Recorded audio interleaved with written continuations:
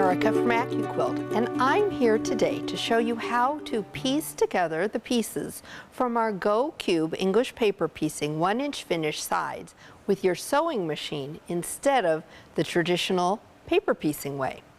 So we designed the 4 shapes in this cube with a 1/4-inch seam allowance around the fabric shapes so that you have the flexibility to either do this with the traditional method of basting the fabric around the paper templates, or sewing them by hand, or machine piecing them. You can find some great detailed directions on how to do this in Katja Merrick's book, English Paper Piecing Made Easy. It's going to give you some great tips on how to do this great technique, and I know you're going to enjoy this process. So the key to machine piecing this is going to be similar to hand piecing them without the basting, and that's going to be marking those 1/4-inch seam allowances.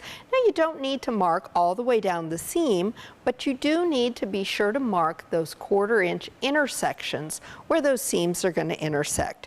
It may just be easier to mark the whole seam. So I've got some pieces ready to go here. I'm going to show you on one of the diamonds how I did that. Now, you'll want to use a water-soluble or a removable marker. I like to use one with a really fine tip when I'm doing this. It just helps with the precision of that intersection point. So once you get started with this, you may want to just use a pin to mark that 1/4-inch point, or you may just want to eyeball it. I feel a little bit more comfortable marking it myself. So I'm going to use my acrylic ruler.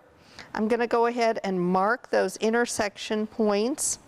Now, like I said, if you feel more comfortable, go ahead and just mark the whole seam. It's not going to hurt anything. We're going to mark all 4 of those sides so that we're ready to go. And this is because we're going to do something that some quilters think is scary. We're going to sew some Y seams, and it's not going to be scary at all. All right, let's get the last one marked here. And X marks the spot. That's where we're going to need to be.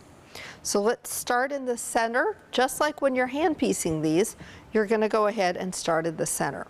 Now, if you have, I'm making one of these blocks. It's in the booklet that comes in with the cube. The cube has a great booklet with instructions and also 36 suggested little fractured hexagon blocks. So this is one that I'm going to make now. I'm going to take a couple of these pieces, and you can see I've marked those intersections. I'm going to line them up, and we're going to take it to the machine. So your machine, this is a great time to be sure you're making full use of your 1/4-inch foot, or however you like to mark your 1/4-inch seam. Now, just like when we hand pieced, you're going to want to go ahead and do a little back stitch on these as well. And I'm going to do that right now. Perfect.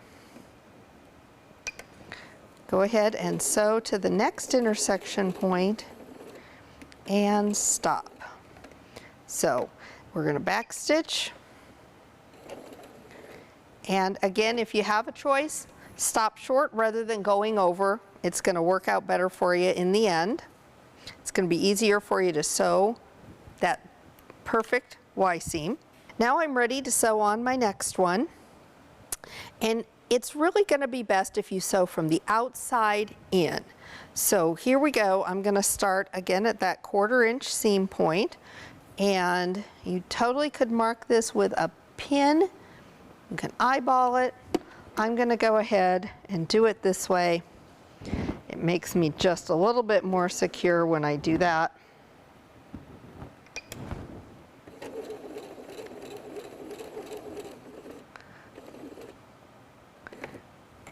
And just be real careful when you get to that point. Okay. Great. Okay.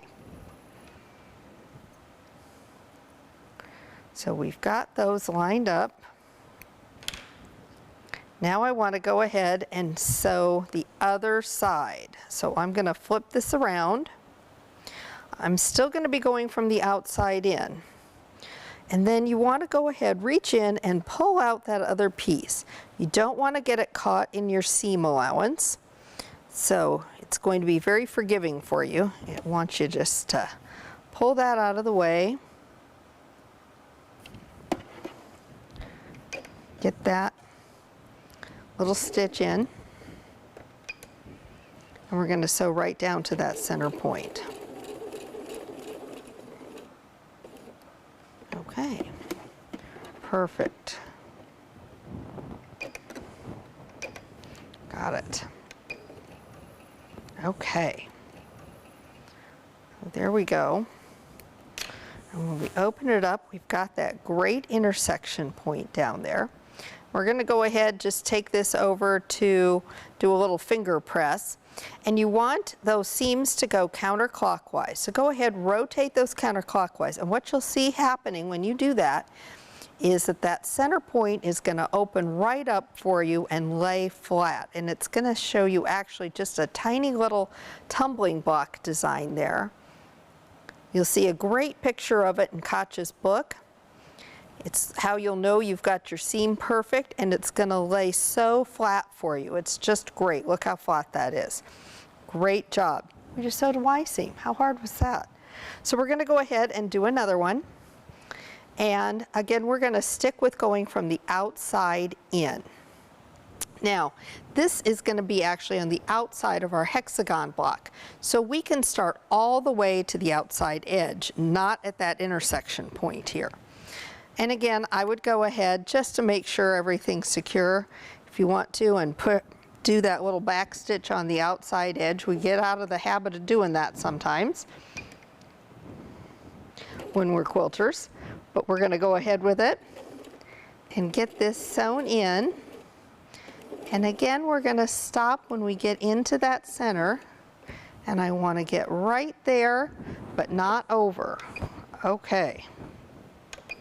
Perfect. Okay, I'm going to pull it out and trim. Get some of these threads out of our way. Now we're going to go ahead and flip over and do the other side.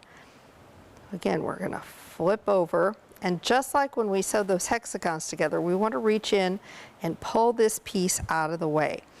Now, the more seams we get going, the more important it is to be sure you get that seam allowance out of the way so you're not sewing it into your seam. Now, when I turn it over, you can see how well this lines up on the edge. We've cut that little dog-ear point off the tip of the diamond, and that's why it works so well for you. Okay, so we're going to start over here. And again, we can start all the way out on the edge if we want to. This is a great time if you've got a sewing machine that has a throat plate that has just a single hole instead of the oval for decorative stitches. This is a great time to use it. It's going to make you super happy if you do that.